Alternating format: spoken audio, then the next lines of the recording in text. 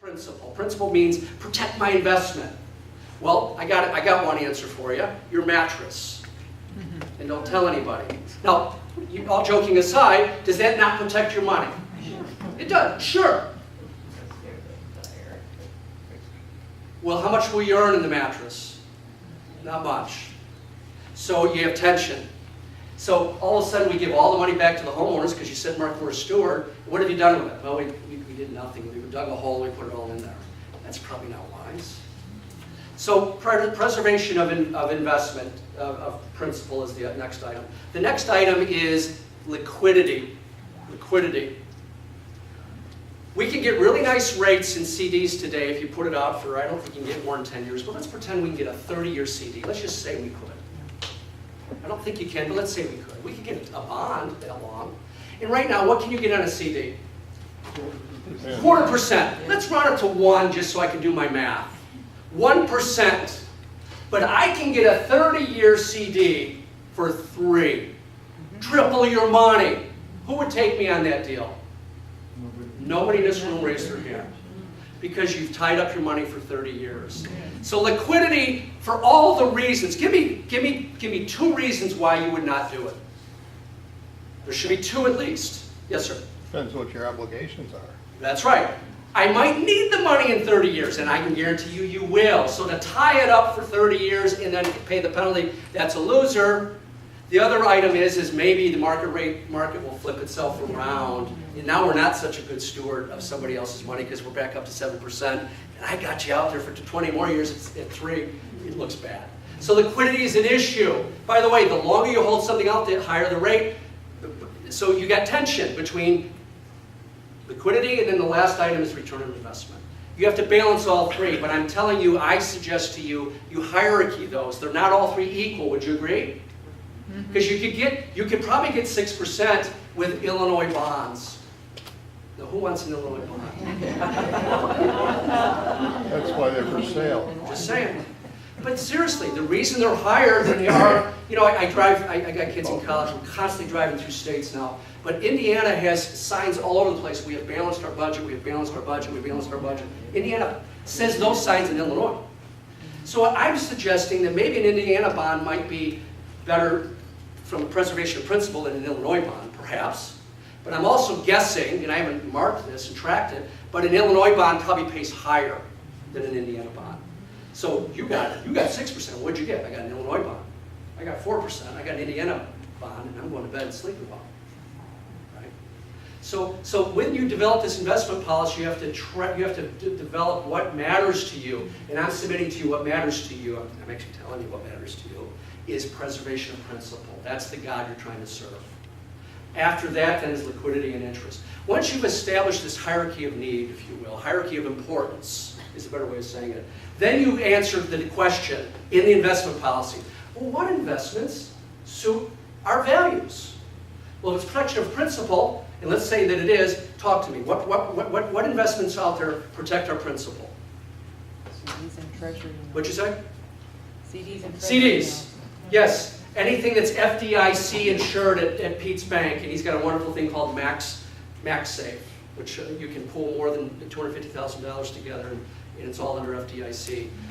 T-bills, T-notes are backed by the U.S. government.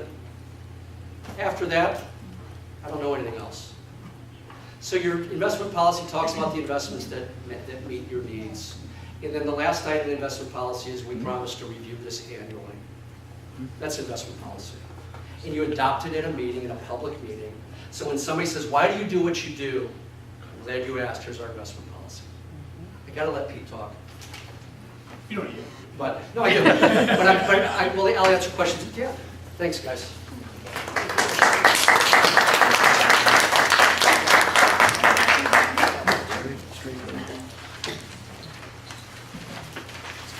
Okay, my name is Pete Santangelo, and I'm the president of Community Advantage. Community Advantage deals with condominium, townhome, and homeowner associations. We work with a lot of management company and self-managed associations, providing reserve investments, the ability to collect the assessments, and lending. And lending is what I'm going to be talking about today. How many of you have taken a loan? for your association. So a few of you have, not many of you. We talked about a few things that I'm going to probably emphasize here. A lot of the banks, when you go in to take out a loan, I know Mark mentioned reserve study. A reserve study is very important. It's an important document that the banks are going to probably ask you for, especially if you're taking out a loan for a sizable amount. Because they're going to want to know, well, their loan is in place, what other components or repairs have to be done. So a reserve study is an important document. But back to how many of you have taken out a loan, he said, a lot of the questions that get asked by you as a board member is, will my assessments increase? And what do you say? Probably yes. I mean, what are your options to fund your projects? You can pull funds from reserves. You can implement a special assessment. You can take on a loan, or you can do a combination of all three to pay for these projects. And what we've been seeing lately is really a combination of all three.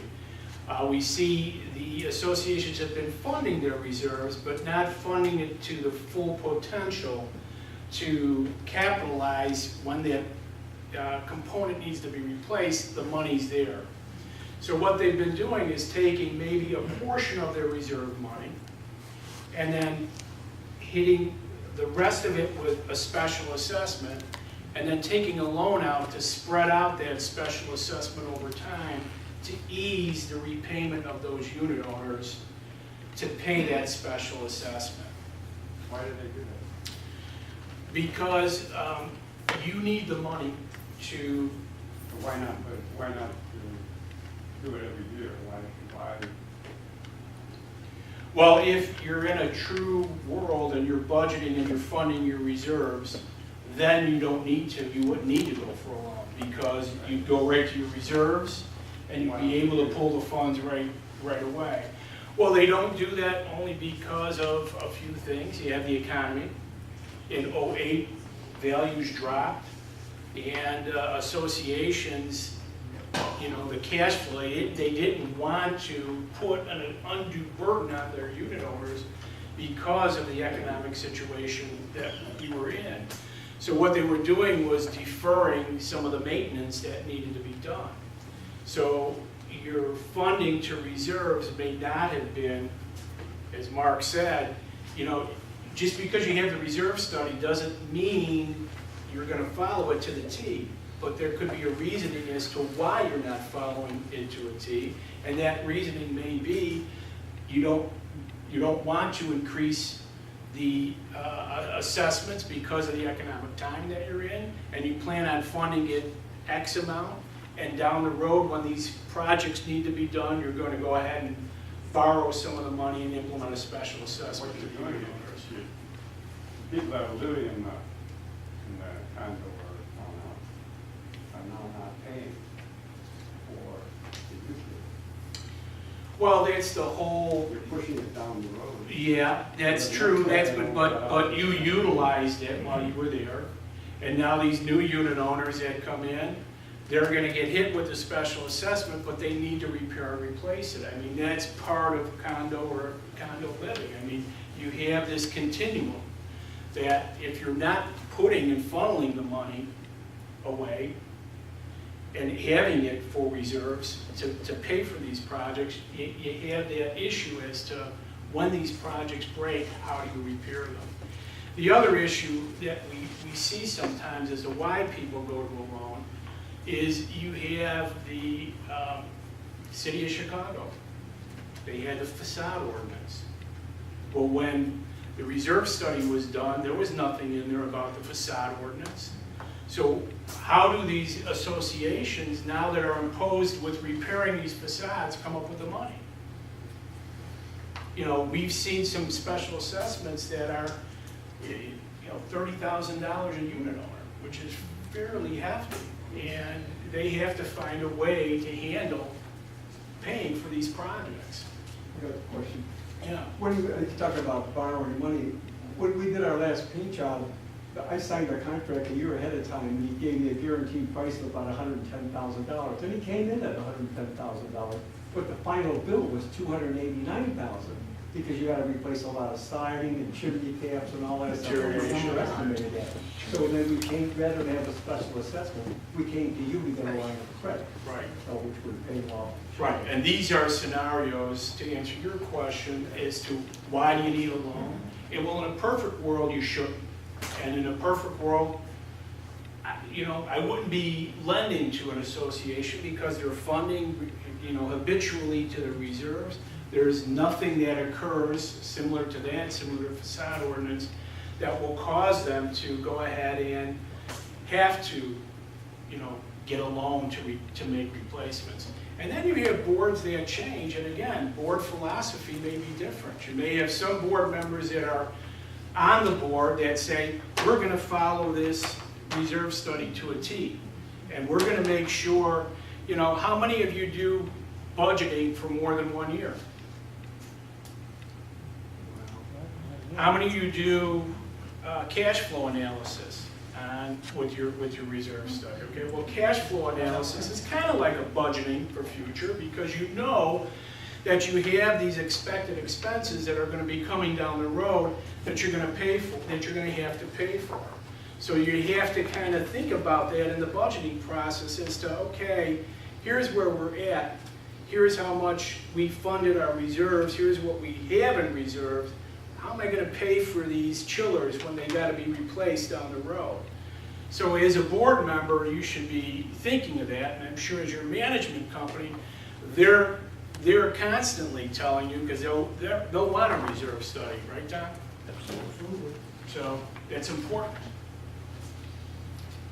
I would suggest that if we look at human nature, human beings tend to be reactive, not proactive.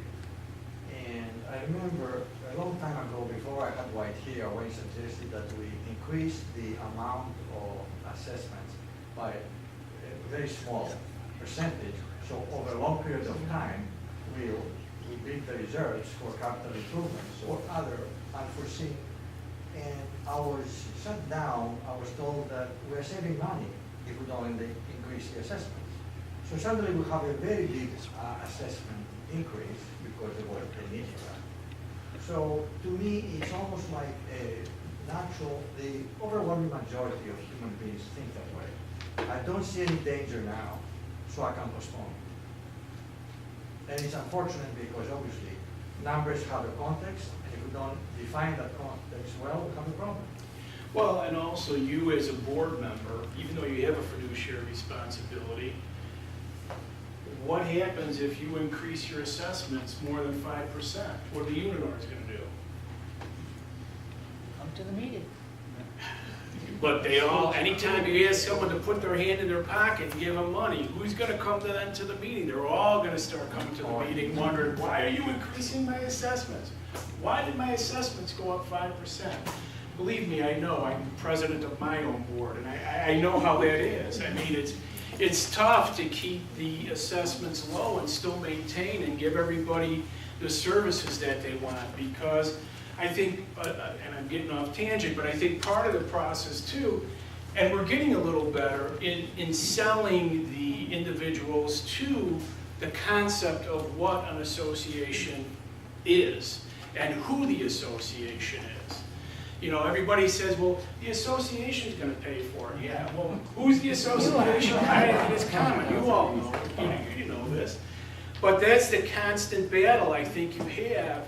And it's tough walking that fine line, especially when you get the unit owner that, comes in and wants you to take a, bird's nest off of their windowsill, You're not going to spend the money. You just tell them that, well, that's part of your responsibility as a homeowner. You have to remove that bird's nest and take care of it.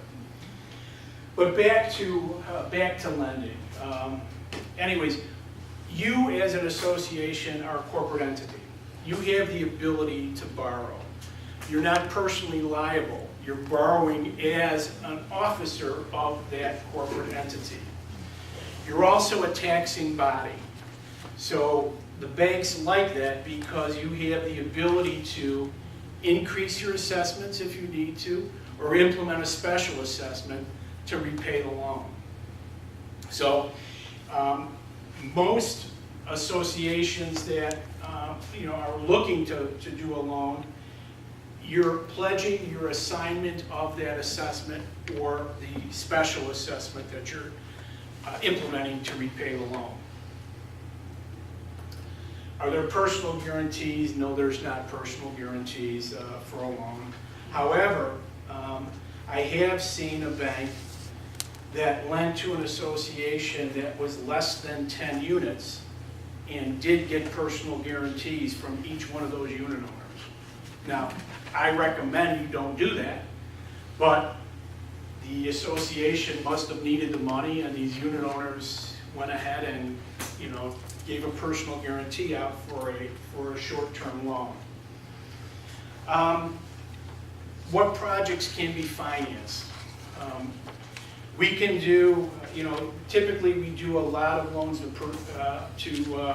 repair and replace the common elements of the association. But we also can do a loan to purchase a capital asset, and we have, especially in '08, there was a lot of the downfall in the economy where the units depreciated in value, and a lot of the unit owners walked away from their units, and the associations wanted to keep that value up, so they wanted a line of credit or something to be able to purchase those units and rent them out to stabilize the value of the units. So if the association does that, then that income, would that be taxable, that rental income? I'm sorry, ask the question again? If they purchase a unit within the association purchases the unit and rents it out. I would assume it would be taxable income, but If you buy a unit because you want it to be investment property, and you rent it out, that would be taxable. We see that occasionally with janitor, some associations downtown have a janitor's apartment, if you will, and they don't have a janitor now, so they rent it out, and that would be taxable, yeah. But in a case like you said, if they were gonna be foreclosed and the association wanted to maintain property values. well, they still are going to generate income though from the Well, rental but of the unit. If you're taking over a property, if you foreclosed and you're taking over the property, Taking over any expenses related to it. Well, but the mortgage is to the association. It's not to, so that it's to the corporate entity. So depending upon the income from the corporate entity would determine whether or not they're going to be paying taxes on that rental income. if we're renting for the purposes of recouping our foreclosed assessments, then the rental income will be accounted for in the financials as against the assessments. So you won't pay tax there. But as I said earlier, if your assessments are $400 and now you're renting this thing at $1,000 a month, you get your money back quicker than later. I want you to make sure you separate that money, because now you have more money than you needed, but you keep renting this thing off. That's not your money anymore, it's the owner's money. Park that in a separate place and show it as a liability on your books as prepaid assessments. It's not your money. So there was two scenarios. And one scenario was being foreclosed and the unit owner is not paying the assessments, and you're buying it to get that assessment back. And there's the other ones where the value is dropping down. They're still paying their assessments, but they're either walking away from the unit, you're then buying that unit, you own the unit. A short sale perhaps. You're just getting that income coming in, you're replenishing your assessments that's coming in, it's your regular assessments. In that example that you just said, we just said that the association bought that unit, so why would you still have to pay the previous owner if the association owns it? That's why Pete just clarified that. He just clarified that. I assumed, no, let me say it this way. My answer was under this assumption, that you have stepped in under a foreclosure to obtain the right to rent that unit to get your money. That was the first scenario. Pete clarified the second scenario, that you actually went in to buy a unit because somebody walked. Right. Short sale perhaps, and you cut a deal with the bank and and bought the unit. Now it's an investment property for the association. They're renting it out. That's going to be taxable. But, if you're gonna pay the mortgage, that's the expense that goes against that rental income. Yes, yes, as well ma'am. as property. And the fix-up expenses and everything else. Okay. Yes, ma'am. Yep, very good. Okay, I guess we did some thinking too. Yeah. Good question. Okay, so for a special assessment, do you need a board approval or is it up to the homeowners?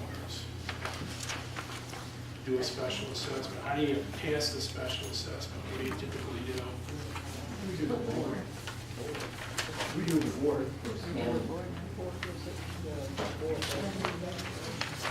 Well, you should contact your attorney and you should check your declarations because you can pass a special assessment, but depending upon the dollar amount, you may have to do a unit owner vote for increasing the assessments on a special assessment. We mentioned, is the board of directors personally liable for an association loan? No, they are not. Is membership approval necessary to obtain a community association loan? Again, read your governing documents, but you are entitled by the Illinois Condominium Act to go ahead and take out a loan. Now, what your governing documents may be silent on is whether or not you can pledge the assessments for the loan, and it might have a term limitation as to how long you can take a contract out. I got another comment. The special assessments that we have are usually optional. In other words, you can pay it as a special assessment, or it can go into your monthly assessments. So that's To me, that's a special assessment. I don't know the difference. I mean, No, you're it's- giving them the option, you're still passing the special Right, assessment. yeah. I mean, it's like some some associations, you have 12 assessments and one adds on a 13th assessment. That's a special assessment. It should be sanctioned and voted on that you're implementing a special assessment for 13 assessment payments. That one additional assessment payment is a special assessment payment. But we've kind of been flipping all around here on the loan. So when you're taking out a loan, what does the bank ask for from you, and why do they ask for it from you? You're usually going to be asked for a copy of your budget, and there's different steps of the loan. There's what we call a proposal, which is like a term sheet. It's a talking point. You're interested, and I know Mark talked about it and mentioned, if you know you're going to need money, get involved with the bank sooner rather than later, because it does take some time to get all the documents together, to meet as a board, to have your attorney review it. The typical time frame from the start of the loan till the end is about 60 days. It could take shorter, could take a little longer, depending upon how you meet as a board, how busy your attorney is. But the first steps are getting a proposal or a term sheet. If you know you have roofs that need to be replaced, and you don't have sufficient reserve funds, and you're going to go and take out a loan, you want to get a proposal from a bank. The bank, the first question they're going to ask is, how are you going to pay me? And again, you're going to look at, are you going to impose a special assessment to repay the bank? You go back to the beginning, are you going to pay for it out of your operating? When I say operating funds, I mean your contribution to reserves. You make your contribution to reserves, that money can be used to repay a loan, so you don't have to implement a special assessment. And this is something the bank is going to want to know when you go and try to obtain a loan. What's the difference between a loan and a line of credit? That's a good question. A line of credit is like kind of like a home equity where you borrow and you only pay interest on the amount that was borrowed. But what's the typical structure on these types of products are a line of credit, and it converts to a term loan. So what happens is, under the line of credit phase, you're getting the roofs done.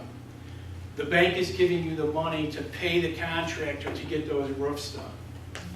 At the end of 12 months, or however time frame it takes to get the roofs completed, you then would know how much that total cost of the work is, and then it would flip into a term loan. A term loan, you pay principal and interest over time. Usually a bank on the line of credit will go from 1 to 3 years. They'll go usually no more than 3 years. And from the term loan, it could go anywhere from 3 years to as long as 15 years. I recommend you keeping it as short as possible. Now, the longer you go, the more money the bank makes. But it's a burden on the association. It's an imposition by taking out that loan. You want to make sure you're doing certain things when the loan is in place, like collecting your delinquent assessments.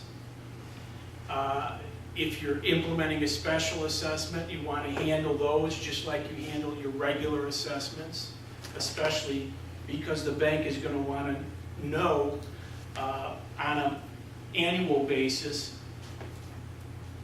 how your delinquencies are and how your special assessments are. They're going to ask for a report on your delinquencies and special assessments. Every bank's a little different. We look at loans, delinquencies that are 60 days or more past due in terms of the number of units in dollars. And we also look at your special assessment that you're implementing the same way. So it's important if you're going for a loan and you're implementing a special, or even if you're not, you're paying for it out of your operating, that you're on top of those delinquencies. That in 45 days you're sending out a notice, and or even shorter, and then within 60 days or sooner you're sending it to the collection attorney to collect those assessments to make sure that that cash flow, which Mark mentioned, is what we, the bank, rely on. That cash flow is there to pay the bank debt. So the structure on a loan is usually a line of credit converting to a term loan. But it can vary depending upon how you're going to repay the debt back. If you're getting driveways done or sealed, and the work's going to be done in 3 months, and you're going to implement a special assessment, you might want to implement that special assessment up front and go right to a term loan, especially since rates are so low. Lock in that rate so that you could begin paying that principal and interest over whatever time frame you take, 3 years, 5 years, 7 years. Again, I'm kind of hopping all over the place here, so if you have any questions, let me know, because we're back to what documents you need from a bank. A bank's going to ask for a description of the complex. Why do you think we want that? It paints a picture of the association, what we're dealing with. Contact information, we're going to want to know who your attorney, your manager, your accountant, and a list of board of directors. Why would we want that? Who are you dealing with? If we're going to do the loan, we want to know who you're surrounding yourself with. If we need to contact someone, we want to know who the board member is. And these are things that we may ask for on an annual basis too, to update, to make sure you're still managed by a professional management company. You still have the same attorney and accountant that's with you, that's doing your financials for you, and the board of directors has either stayed the same or changed. We're going to ask for a list of owners. Why would we want a list of all your owners? Because we're nosy? Because in the event, if we lend, in the event of a default, we need to know who to send the default notice to. Now, I've been lending for 17 years, and I don't know of any association that has yet to default on a loan. Again, because you have that continual cash flow, you may maybe have a problem with delinquencies, but the cash flow still remains constant. Okay, we're going to speed up over here. We're going to ask for 2 years of financial statements. We're looking for history. We're going to ask for your fiscal year budget so you can see what you're contributing or what you're saying you're going to contribute to reserves, and if it matches your financial statements. We're going to ask for year-to-date operating statement and balance sheet, recent deposit account statements, and of course a delinquency report and a current reserve study. A reserve study is important for us to, again, look and see that you're funding, you're completing the projects, and while this loan isn't in place that you're asking for, are there any other projects that may impact that cash flow? What do you consider a current reserve study? How old? I'd like to see them, well, again, it depends on how many projects you're doing. If it's 5 years old, I'm okay with that. If you've been doing some upkeep within the building and there were some major projects, then it should be done maybe every 3 years if you're doing a lot of work on there. But to us, to a bank, it's an important factor that you do. Have I done loans without a reserve study? Yeah, I have, but they're very far and few between, and it was for, maybe some electrical work or something that we knew, would just be a minor imposition and they'd repay it back, quite quickly.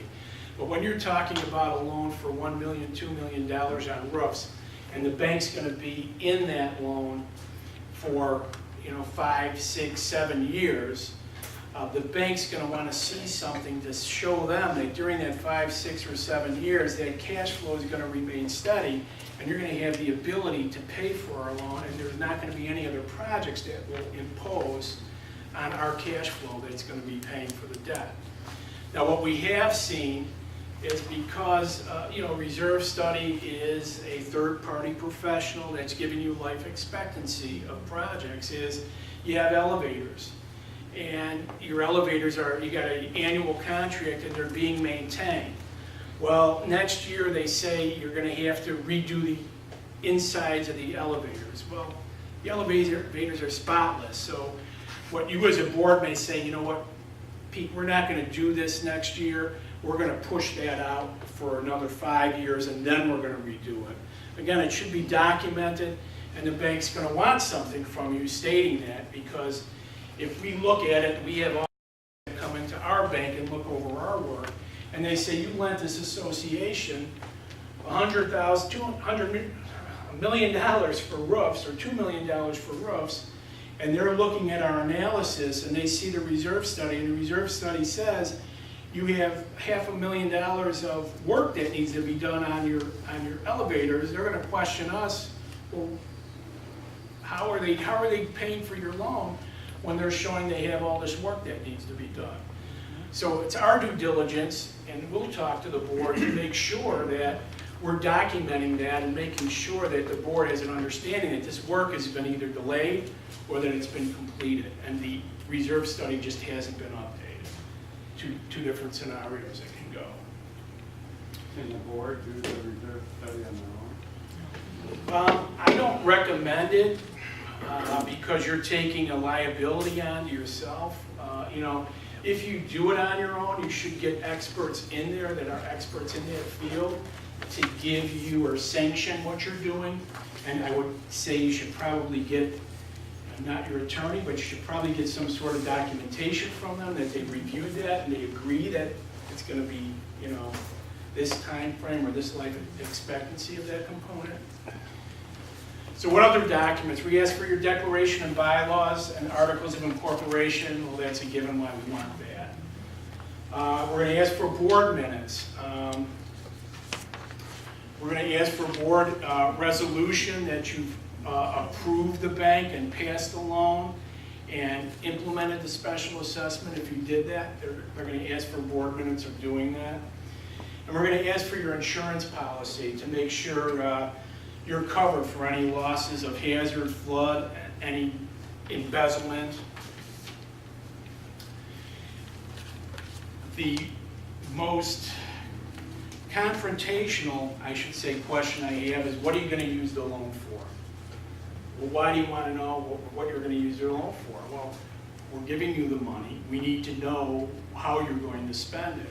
well, can't you just give us all the money and we'll spend it on what we want to spend? I get those questions. You know, no, we can't. And any bank that's going to give an association money and just say, here, go do what you want to do with, yeah, I don't want to work at that bank only because you're creating a liability on yourself. From what if this board goes and gambles the funds? What if they go and purchase a lot next door that they needed unit owner approval on that they didn't get? You know, the bank could be liable for funding that and not doing its proper due diligence on it. We're going to ask for contractors and bids, and we're going to ask for an engineering report. I told you the timeline. I'm trying to stay within time here. I mentioned that you go from a proposal, which is a term sheet, to a commitment, to signing your loan documents, to having the funds available. One other issue that I want to bring up is if you're implementing a special assessment, and the special assessment's for 10 years, and you have a unit owner that sells his unit, what happens to the special assessment?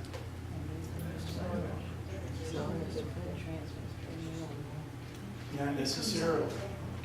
If your declarations and bylaws have a due on sale clause, then you may have to make sure that that assessment is paid right up front. And that's something I specifically asked the association to check to make sure if there's a due on sale clause in there, because that's important. And if there's not a due on sale clause, then you as a board could pass your resolution and include a due on sale clause in that resolution to make sure that when that unit sells, you as an association get paid in full. But I'm sorry. if you don't have a due on sale clause and the board decides they want to let it transfer, make sure you check with your attorney that you're getting proper documentation on that transfer so you're legally binding that new unit owner that comes in there. And most of the time when a condo sells, unless the buyer is paying cash, the lender for that buyer will be asking questions like, is there a special assessment? And if there is, they're going to expect the seller to pay. Right. But again, some that don't have a due on sale clause, they'll negotiate in that sale price somehow how that special assessment's going to be repaid. Any other questions on lending to an association? If not, What are some of the covenants you typically have in one of your loans? what are the covenants that we Covenants. have in our loan? We're going to want on an annual basis to see your financial statements, your budget, your delinquency reports. Typically, anything that you're currently reporting, it's not going to be anything that's onerous to the board. Okay, thank you. Usually with the loans, you're holding what the common elements as part of the collateral. But if they have units to place as collateral instead, you can do that? You can, but it's more, you know, why throw up a unit as collateral? I mean, because then you got to take a mortgage, now you got to do an appraisal, you got to do title, you got to do flood. You know, the cost to the association for us to take that unit, if it's not necessary, you're better off going through taking the assignment of assessments or special assessments and you know, and all assets, which is in our So you common. won't require, like, the common elements for all the homeowners to kind of sign off on it, just the board members?